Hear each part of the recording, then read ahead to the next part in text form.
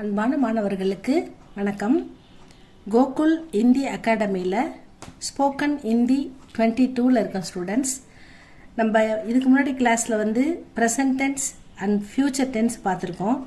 இன்றைக்கி நம்ம past tense பார்க்க போகிறோம். பூத்த கால் பாஸ்ட் டென்ஸ் இறந்த காலம். இறந்த காலத்துக்கு ஹிந்தியில் தா, தே, தி, தி இதுதான் ஸ்டூடெண்ட்ஸ் யூஸ் பண்ணுவாங்க.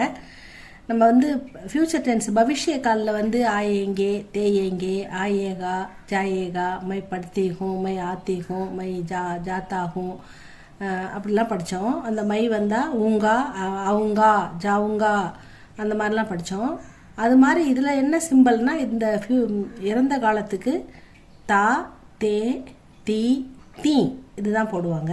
தான்றது எதுக்கு யூஸ் பண்ணுறாங்க? மஸ்குலின் சிங்குலர் ஃபார் வாஸ்க்காக யூஸ் பண்ணுறோம். தேன்றது மஸ்குலின் ப்ளூரல் ஃபார் வேர் அண்டு ரெஸ்பெக்ட் சிங்குலர். ரெஸ்பெக்ட் சிங்குலர்னால் இப்போ மாதாஜி, பிதாஜி, அத்தியாபக்ஜி, பிரதான் அத்தியாபக்ஜி, ஆத்தேக அப்படிலாம் சொல்லும்போது அவங்களுக்கு தே போடுவோம். ரெஸ்பெக்ட் அவங்க சிங்குலராக இருந்தால் கூட நம்ம ப்ளூரல் ஃபார்ம் எழுதுவோம், ஏன்னா ரெஸ்பெக்டுக்காக. தி அப்படின்றது ஃபெமினின் சிங்குலர் வாஸ், அதுக்கு போடுவோம்.